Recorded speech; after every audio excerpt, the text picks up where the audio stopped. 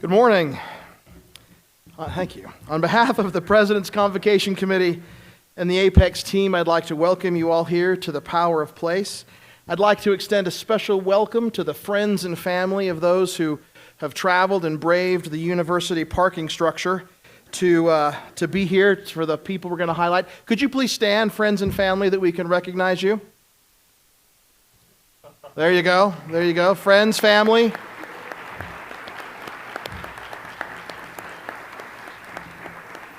Thank you. Thank you. It's fitting that we'll be showcasing the power of place in this inspiring location. Many of us have been in this room and may have often wondered about the stories of those who've been honored in this great hall. Today, we'd like to share 5 of them. Some of them may be familiar to you, others not so much. However, each of them has contributed to the power of this place, this community, this university. William Wallace Flanagan valued the beauty of this place and in its potential to inspire and transform our learning community. Fred C. Adams believed that this place and the theater that was created here deserved to be shared with the world.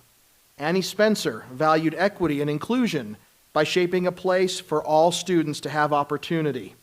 Roy L. Halverson fostered excellence so that others may recognize and know the importance of this place. Bessie Dover valued our student-centered place through her dedication to student activities, to international students, and as a career counselor. Each of these individuals have helped shape our learning community into the institution it is today, and in turn, this place shaped them. The words you will hear came from current and former students, faculty, past and present, and the individuals themselves. The photos you will see have been curated from family members and from the archives at special collections in the Gerald R. Sherritt Library, and much gratitude to Paula Mitchell and Sally McDonald for helping that happen. Special thanks go to Ann Levitt for institutionally important work, Southern Utah University, the first 100 years, a heritage history. We would be remiss, however, if we did not acknowledge the power of this place to the people who came before the framers and founders of this institution. We recognize that these lands have deeply rooted spiritual, cultural, and historical significance to the Southern Paiutes. We begin with them.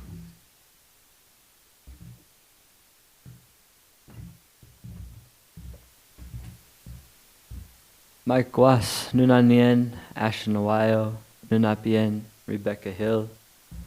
Hello everyone, my name is Ashton Awayo, my mother is Rebecca Hill, and I want to welcome you all here today. Today I'm going to play one Native American flute song for you, and I hope you enjoy.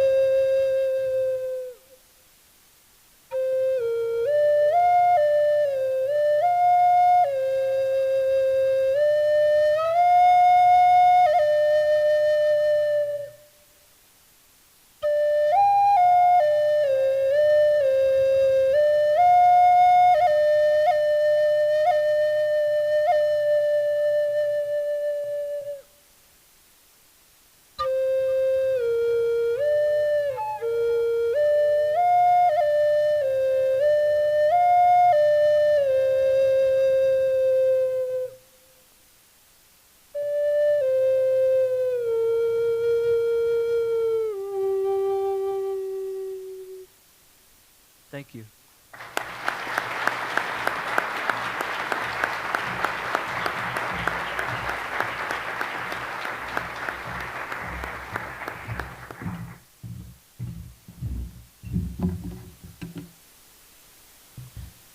Good morning. My name is Bridget Eastep. I'm the Executive Director of Outdoor Pathways and Assistant Professor in Outdoor Recreation. And I'd like to start out today by going a little off script and taking you on a walk in our minds, so we don't have to go outside, through campus with William Wallace Flanagan. In this, go out these doors. You need to close your eyes, that's fine. And walk to your favorite place on campus, in the outdoors. Look around, notice the trees, the sky, feel the breeze. And once you've got that feeling, we can begin.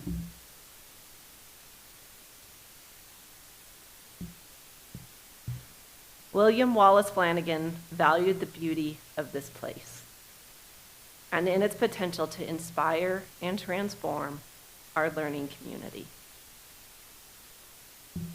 In 1904, William Flanagan first visited Cedar City. During his visit, he walked out to the Branch Normal School campus, then quite far out into the fields, curious to see what was of interest. As he walked out about the grounds, he thought of the possibilities for beautification. Over the next few years, as he continued to visit Cedar City and the college campus, he became more and more convinced of the power the campus landscape could possess if given the proper attention.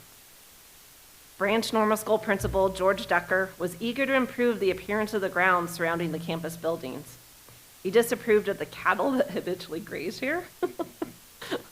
He had already been instrumental in planting some evergreen trees along the walking paths, but had ideas for more sweeping refinements. He had offered others a temporary position as a groundskeeper, but no one accepted. Then he met William Flanagan.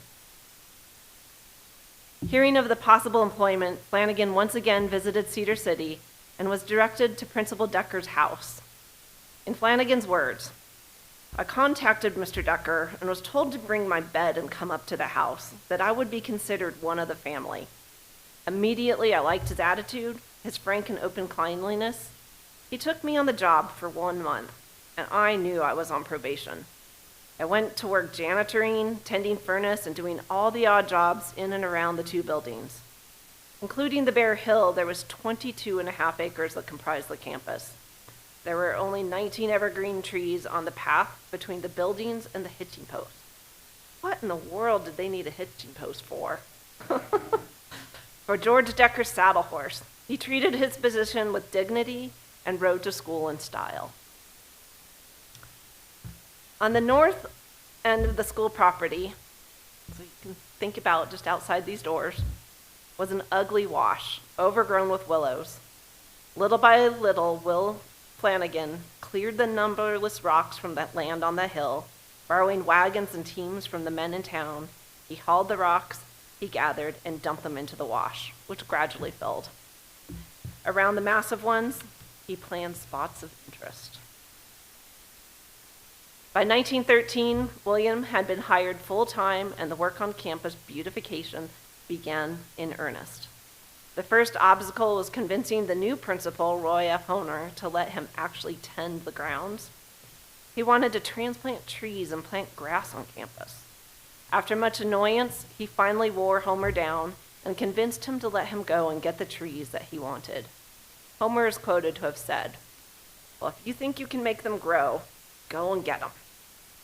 And William did. At this time, there was a total of 19 trees on campus. In anticipation of the transplant of the trees, William went to work preparing the land. He experimented with what kinds of grasses would grow, as well as using his own wages to buy blasting powder to break apart the hard, rocky surface so that he could add a topsoil for grass to grow on and allow room for the roots of the trees. He also put in an irrigation system that, in his own words, reached every foot of the grounds. Once the campus grounds were ready, he headed off to retrieve the trees himself. The trees in question came from the mountains and hills surrounding Cedar City. The sources were split between various private and public lands. He made sure to get the trees that were adapted to the local climate so they would grow and flourish. A few hundred trees were initially transported by wagon and planted on the campus. Eventually, some 2,000 trees were transplanted here. Flanagan said, "I planted trees and shrubs, not from the expensive nurseries, but from our mountains and hills. When water was scarce, I sometimes stayed on the job 18 and 20 hours a day. Oh, I hated a burn spot in the grass." Out of the 3,000 to 4,000 trees he planted and watered from 1910 to 1945, his crowning achievement he'd often repeat was, "I never lost a single tree." He made a personal list of trees he had fostered and where they were planted. This list includes around 50 species and 287 types of trees. For the past 6 years, SUU has carried the Tree Campus USA designation. Only 7% of campuses nationwide can claim this. SUU is also internationally known as the University of the Parks. Both these titles are due in no small part to the literal groundbreaking work of William Flanagan. In 1943, after 33 years of work, William retired due to illness. However, his retirement did not last long. Near the end of World War II, he wrote to the school requesting employment. He couldn't work as he once did, but could have some benefit to the school in a supervisory position over the grounds. He needed 2 more years of work to qualify for state retirement. On behalf of Flanagan, multiple past and current faculty members wrote to the then president of the school to implore his rehire so that he could gain the benefits that he deserved for all his years of work on a small salary. William was rehired in 1945 and retired completely in 1947. The Flanagan era lasted over 30 years, during which this artist created a beautiful campus from the rocky hillside. Subsequent administrators supported and promoted beautification efforts as the community grew, and the campus became the jewel set in the center of the thriving town. William Wallace Flanagan valued the beauty of this place and its potential to inspire and transform our learning community. And now that you know that, you can walk with him as you go through campus.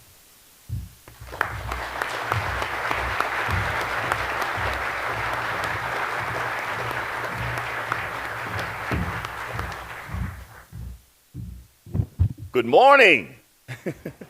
My name is Derek Charles Livingston, and I am the interim artistic director of the Utah Shakespeare Festival. For those of you who know Fred Adams, or knew Fred Adams, you'll understand why my jacket is so sparkly. Fred C. Adams believed that this place and the theater that was created here deserved to be shared with the world.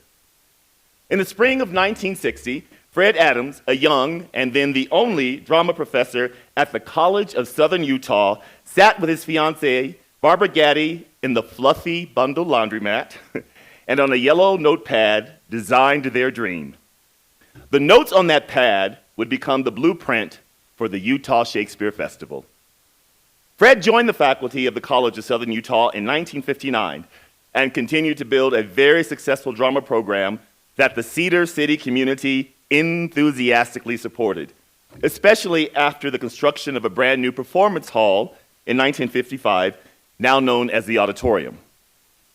Coming from a family that actively encouraged his dramatic ambitions, Fred sought and brought some of the biggest shows of the New York theater scene to rural southern Utah and to its small college. The only looming difficulty became the cost of continually paying a royalty right for new shows. The solution: produce Shakespeare, which was a risk, as the works of the Bard had only been produced 4 times in the history of the school. However, the plays of William Shakespeare existed in the public domain. No royalties needed. Then the problem became that most of the Bard's plays required large casts, mostly male. To solve this problem, Fred turned to one of the college's coaches for help. Fred, Coach, I've got to get some men. If I'm going to do a Shakespeare play, can any of your guys help me out? Coach, well, guys, I don't know if he really talked this way. I'm just making it up. Guys, Freddie wants to do a Shakespeare play. How many of you would volunteer to be in it for him? 8 hands shot up. And the play, which Fred had already decided on, The Taming of the Shrew, began pre-production. It proved a successful risk.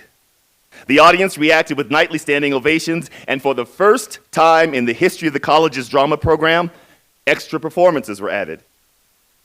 The community loved Shakespeare, and so did the actors. The next year, Romeo and Juliet garnered equal praise. In the summer of 1959, Fred had spent a few weeks living with friends in Ashland, Oregon. There, he developed a lifelong friendship with Angus Baumer, the founder of the Oregon Shakespeare Festival. Fred spent all his time taking notes, watching rehearsals, and sketching sets in the hopes of strengthening his craft and to enhancing his own drama program. While in Ashland, he began to notice the similarities between Ashland and Cedar City. Both were similar in size, had small junior colleges, and were surrounded by scenic wonder. A question began to form in Fred's mind. If a Shakespeare festival could work in Ashland, Oregon, why not in Cedar City, Utah? The Shakespeare successes in the early 1960s allowed the college's drama department not only to begin earning a little income, which arts organizations are always really happy about, but develop a stable of young actors. In 1960, Fred took his college acting company on a barnstorming tour of rural Utah and Nevada. They performed Noel Coward's Blithe Spirit in cultural halls and rented auditoriums to great acclaim. The cast became the foundation for the first productions of what would become known as the Utah Shakespeare Festival. The pieces began to fall together. Fred and Barbara wanted to stay in Cedar City. Shakespeare worked in the community. The drama program had expanded, and the students were enthusiastic. However, there were some storm clouds on the horizon. Cedar City had begun to suffer some economic troubles. The iron mines, which had brought large amounts of tax revenue into the city and county coffers, were beginning to close, causing serious economic trouble for local businesses. Fred and Barbara envisioned a Shakespeare festival that would draw tourists into the community. Tourists that would stay in motels, eat at restaurants, buy gas for their cars, and shop in the local stores. Additionally, a festival could serve as an important recruiting tool for the college, bringing in students and their families, allowing them to fall in love with this place that Fred and Barbara had decided to call home. A Shakespeare festival could help Cedar City and the school not only survive, but thrive. Much like William Shakespeare, Fred surrounded himself with talented people who assisted in bringing his dream to life. His pioneering spirit inspired those around him to believe in the dream of the festival and the power of this place. One night, years before, as a young missionary in Finland for the Church of Jesus Christ of Latter-day Saints, Fred slogged through the frozen tundra. Cold and tired, he hung his head low, staring at the bleak, frozen ground. By chance, he glanced up and was overwhelmed by the northern lights. This experience forever changed him.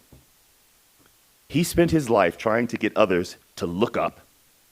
He often said, when things are tough and you're discouraged, don't look down, trotting in the snow, but look up. It makes all the difference. Since the beginning, the festival grounded itself in the Cedar City community and in this place, striving to create a legacy of entertainment, education, and enriching experiences. For the festival and for Fred and Barbara, Cedar City became the hub, while, like spokes of a wheel, the festival's touring performances, teacher trainings, workshops, educational programs, and now virtual seminars have circled the globe. Fred C. Adams believed that this place and the theater that was created here deserved to be shared by the world. Thank you.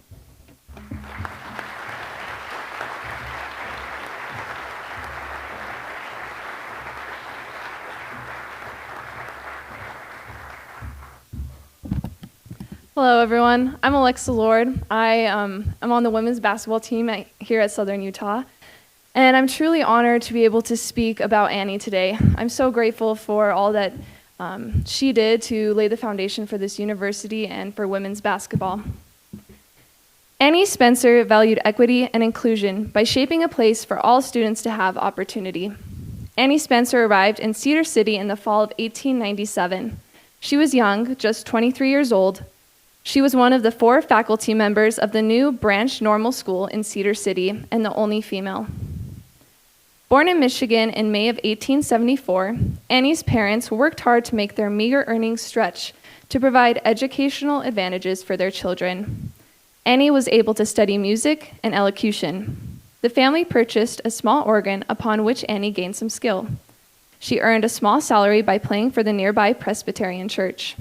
In 1891, the Spencers sold all their belongings except the organ and sewing machine and moved to Salt Lake City. In Utah, Annie's family struggled. To help, Annie taught piano for 25 cents a lesson. The second summer in Utah, she took a course in physical education, which had just been introduced in the state by Maud May Babcock. Miss Babcock was also a newcomer to Utah. She believed in educating the whole individual, stressing the importance of physical, mental, and spiritual health. She taught at the University of Utah, where she founded 2 departments, the Department of Speech and the Department of Physical Education. It was from Miss Babcock that Annie learned to love and play basketball. After this summer, Annie knew she wanted to teach physical education and elocution. Annie applied to teach physical education and reading at the new school being formed in southern Utah. She then went east for a summer to study at Harvard University. Upon her return, she was delighted to find that she had been hired as a founding faculty member. As the school year began, Annie was asked to increase her class offerings from elocution and physical education to now include art and music. She would later write, "I had no idea of teaching art or music when I applied for the position in 1896. My specialty was reading and physical education. I was asked to teach full-time and in addition instruct in drawing and music. Fortunately, I had done considerable work in both." By the time she left BNS, she had taught music, art, elocution, and dramatics, as well as typewriting and women's basketball. Although they numbered only 4 in 1897, the faculty of the BNS was noteworthy. Those 4 teachers taught 118 students.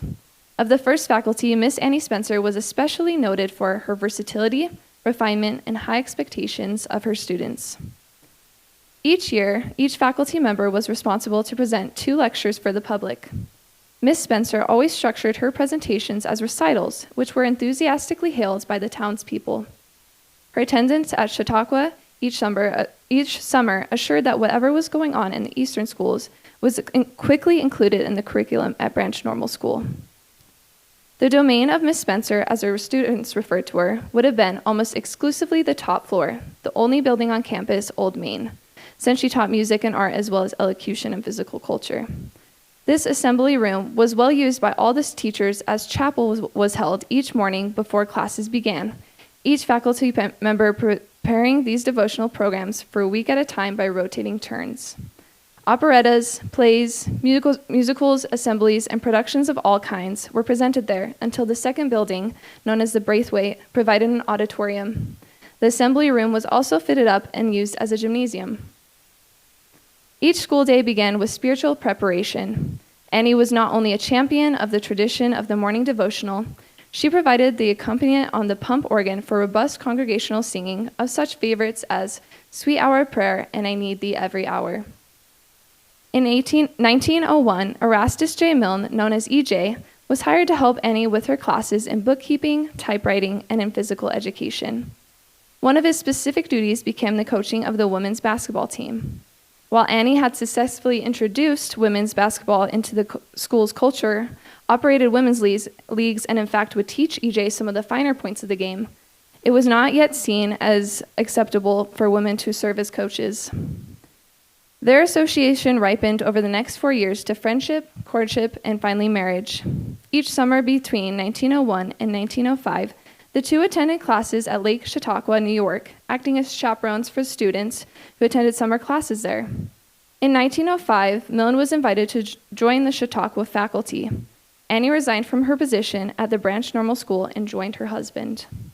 She later recalled her departure. So in June 1905, I said farewell to my teaching career and my friends of Cedar City as our wedding day was to be June 14th. After our graduating exercises were over in June 12th, we journeyed over rough, rocky Blackridge to St. George, where we were married. Returning to Cedar City the 16th, a drove of cattle of 1,700 head had preceded us, making it a slow, dusty, and bumpy ride. We stayed at Cedar City a day or two, then to Lund. We were happy, but broke. I had left my position that paid $90 a month and married a man who had every faith in, but who had a job that paid only $70 a month. Annie and EJ would eventually settle in northern Utah, where she became active in her community and her faith. She wrote of her time here, "My years of teaching and mingling with the young people and my association with the stalwart pioneers of Cedar City and surrounding towns were the richest and happiest of my life." Annie Spencer valued equity and inclusion by shaping a place for all students to have opportunity. Thank you.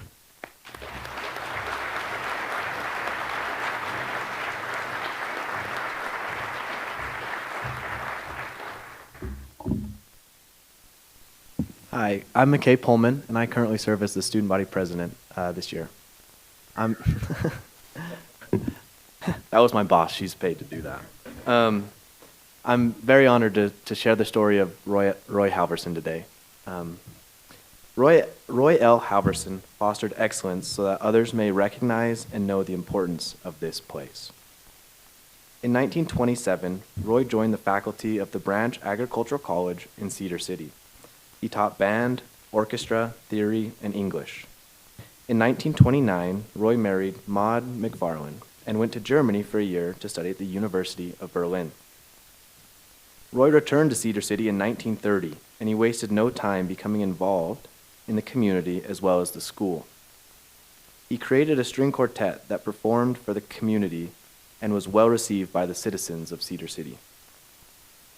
After having experienced such decidedly different worlds over the course of his far-flung training, which would include another year of study at Juilliard in 1937, Halverson chose quite remarkably to settle permanently in Cedar City. From 1930 on, he was one of the guiding forces of the college's music department and of the town's cultural life.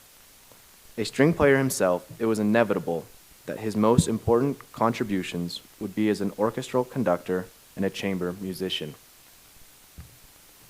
Former student Floyd Rigby said that when Roy Halverson took a violin into his hands, removed a hanky from his pocket, and placed it gently under his chin, and took a moment to cradle that violin, there was a certain expression that came over his face before he began to play, as though all of the music was going through his mind and each note was a personal friend.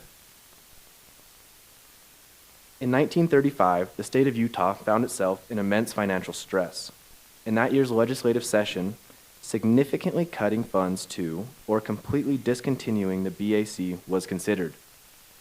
During the legislative visit to determine the fate of the campus, the officials were invited to attend a performance of The Messiah.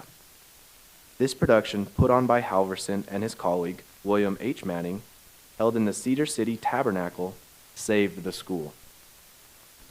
The legislators, who were very familiar with this piece, deliberately chose seats next to the door so they would have the option to leave early. However, they became enthralled with the performance. Not only did they stay until the end, upon returning to Salt Lake City, they enthusiastically threw their support behind the financial security of the college.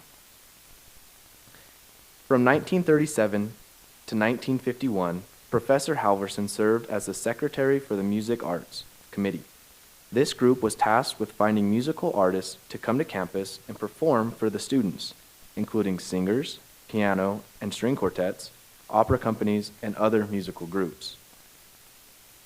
World War II disrupted the college by taking away many of the male students for military service.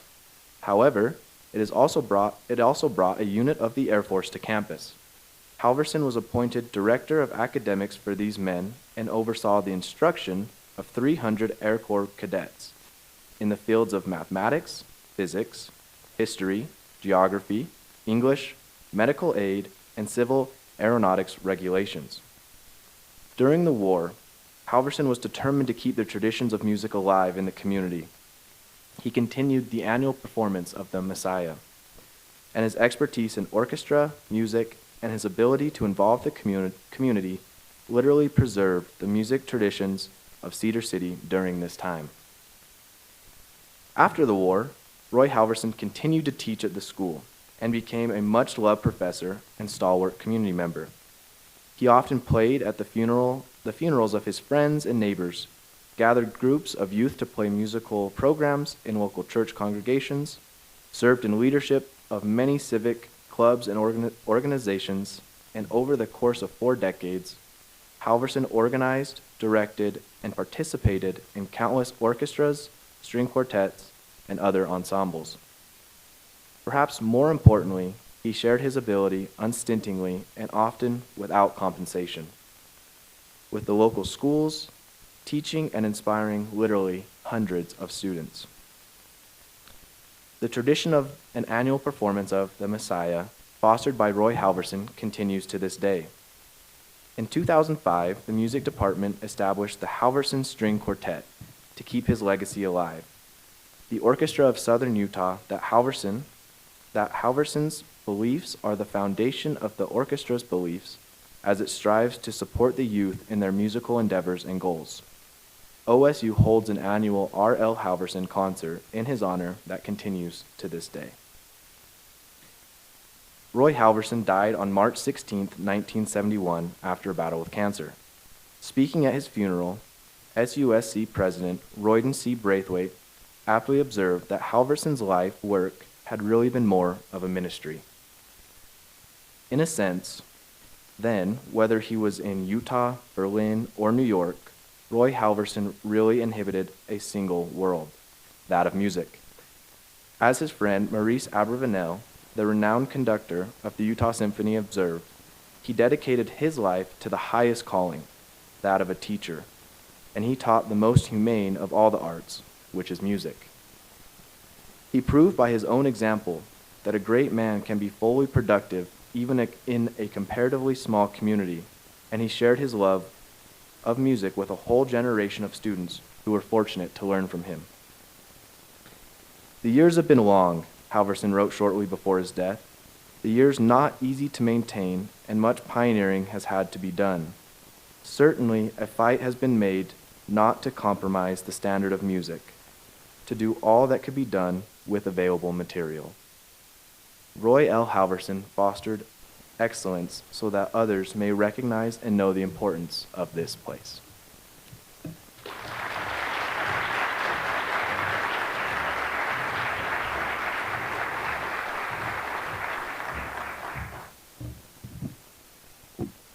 Hi, I'm Pedro. I serve as the SUSA International Representative, and I will be sharing the lovely story of Bessie Dover. Bessie Dover valued our student-centered place through her dedication to student activities, to international student, and as a career counselor. Bessie Dover and her husband, Kent Red Dover, whom she had married after he returned from service in World War II, arrived in Cedar City in July of 1945. They rented a basement apartment of a local family, and Bessie found work as a secretary for Professor Ben Cooley in the Industrial Arts Department at the College of Southern Utah. Bessie left the position less than 1 year later when she learned that she was pregnant with their first child. Bessie returned to the school in January of 1962 and assumed a variety of positions and roles that would become a remarkably long career. Bessie would work through 3 name changes: the College of Southern Utah State College, and finally, Southern Utah University. Bessie worked in roles such as a teacher, advisor, publications council member, career counselor, and secretary and information service assistant. In 1962, Bessie was hired to assist Fred Adams in promoting the Utah Shakespeare Festival. She started working there as a public relations specialist. Bessie wrote press releases and articles based on her interviews with people that were involved in the festival. She then had them printed in popular newspapers and magazines to get the festival the best exposure. She already had contacts with the Salt Lake Tribune and a Ready Set outlet with the paper.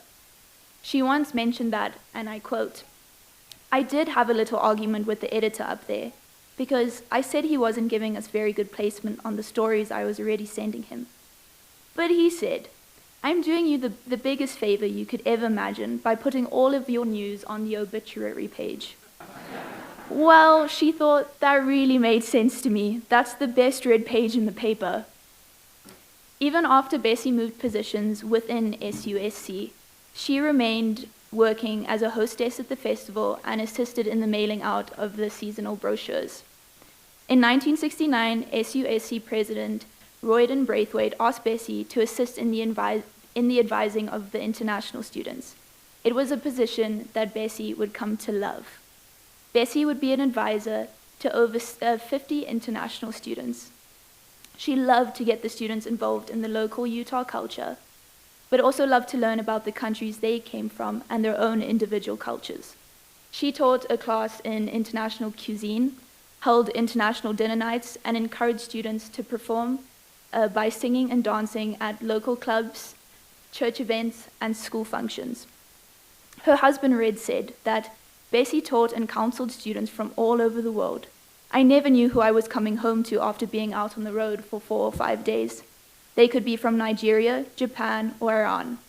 We've had many of these students in our homes celebrating different occasions, and it was always interesting to ask them about their culture and learn about these young people." One of these students who benefited from Bessie's kindness was Cyrus Saifizadeh. He shared, "It was mid-July of 1979 when my twin and I arrived in the United States to attend college at SUSC. The early stage of our journey in the United States was very difficult due to being away from our parents, specifically our mother. I remember my brother and I walking on campus during a holiday, where, as I recall, we were the only ones there. We were feeling very down, sitting on the bench in front of the old library, not knowing whether it was the right decision to come to college in the US. As we were sitting and not even conversing with one another, we noticed a lady walking towards us with a beautiful smile on her face, and she said, are you the two brothers from Iran that are going to attend college?" Her kind approach was so welcoming that we felt at ease. I remember she patiently took time to take us on a campus tour and arranged a time to meet with her the day after to register for classes and get us ready for school. Since then, Bessie became a guardian and a mother, oceans away from our own mother. Her love and kindness was contagious. She never lost touch with us after college. As I returned to Cedar City with my wife and my children to open our business, side note, it's the Pastry Pub, Bessie was there every step of the way to encourage our path and saved every newspaper clipping of our accomplishments. That is something that every mother would do for their own children. Among all foreign students that I recall, she loved, cared, and supported them, as well as worried about them as a mother would do. Another former student likened her to Charlotte from the book The Charlotte's Web. Every year, she would scatter her children to the 4 corners of the world where they would prosper and continue the lessons taught. In 1974, Bessie became assistant coordinator of student activities. During her time in the Student Center, she still remained involved with the international students as well as the student publications.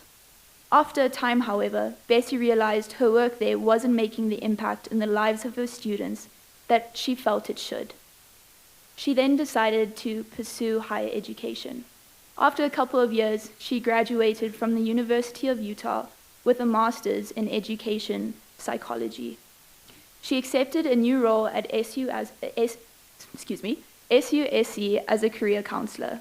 It was while serving in this position that she would recall a young Mindy Benson, who after her elementary school day would come to campus to visit her father.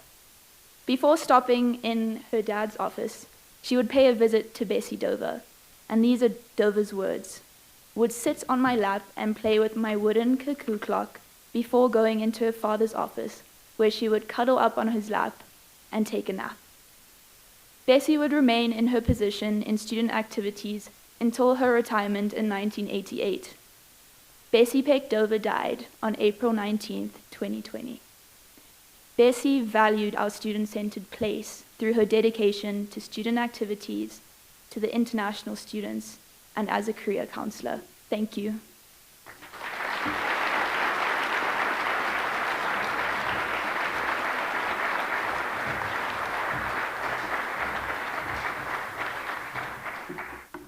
In the spirit of Annie Spencer Milne, we will now engage in some robust congregational singing by singing President Benson's favorite song, "Bat Out of Hell" by Meatloaf. The lyrics are in the back of the program if you follow along with me.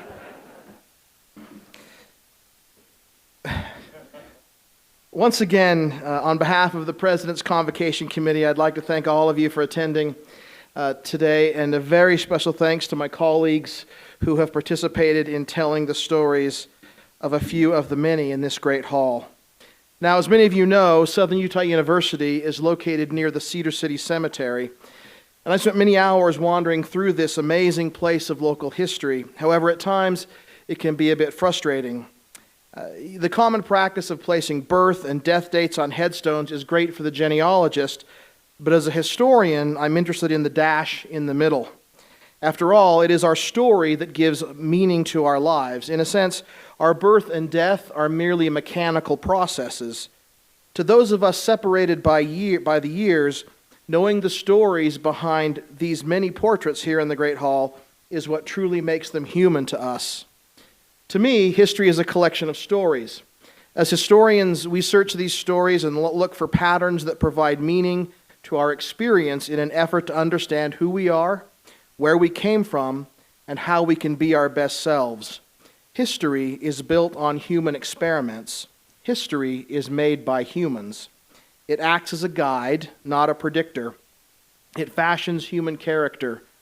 Life is only a series of experiences, one occurring after another, but it's not the sum total that counts, but how we personally deal with them that ultimately makes the difference as to whether we are happy or not. There are some who would argue that it is important to study history so that we are doomed to repeat it, so we are not doomed to repeat it. I'm not one of those. The challenge with that idea is the assumption that history is a constant force in our lives that drives us to a specific conclusion. We want history to have a determining force because that absolves us from human responsibility. We are forced to face the fact that one person can make a difference, as evidenced by today. That we create good and bad, that sometimes good people do bad things and bad people do good things. We cannot impose intentionality on history. One of our challenges in telling the stories of our past is to second-guess those who were there. Recently deceased historian David McCullough reminds us, quote, "And just as we don't know how things are going to turn out for us, those who went before us didn't either. It's all too easy to find fault with people for why they didn't do that or they did do this because we are not involved in it. We are not there, inside it. We're not confronting what we don't know as those who preceded us were." End quote. I love that phrase, "we're not confronting what we don't know." To study history is to know the ending before you begin. It is vital that we not place our own knowledge into the heads of those who came before. Imagine seeing Romeo and Juliet for the first time without any foreknowledge of what may happen, without knowing the ending before the beginning. We would do well to remember that the past was someone's present, and hopefully those that come after us will afford us the same courtesy. Ultimately, history is about story. those things that motivate us, connect us, and bind us together as a wonderfully diverse and expanding society. The poet Robert Frost said this, "In 3 words, I can sum up everything I have learned about life. It goes on." While I appreciate his brevity and the truthfulness of his words, I prefer the advice my father once gave me. He wrote, quote, "I have learned that the past is important. We learn from it. It is where we store the blueprints for a better tomorrow, but it is not the place to live. Today's that place. We get out of the past by trusting our own skills and abilities and by building on its experiences." End quote.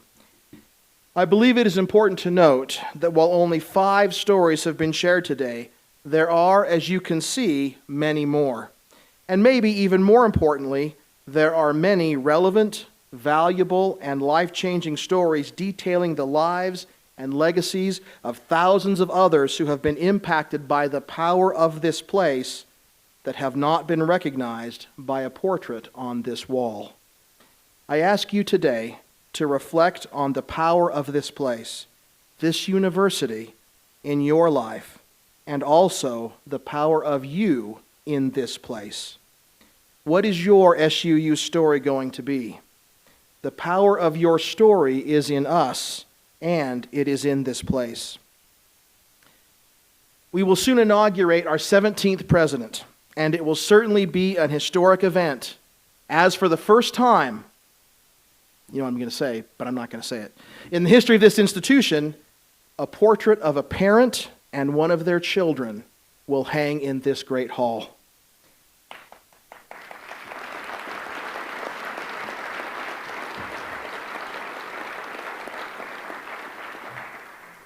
It is my devout belief that humans make history, but an understanding of history, an understanding of our place in our world, makes humans. I conclude with the mantra that I leave my students at the end of every class. Be safe, fly well, please take care of yourself, and if you can, help take care of someone else. Thank you very much.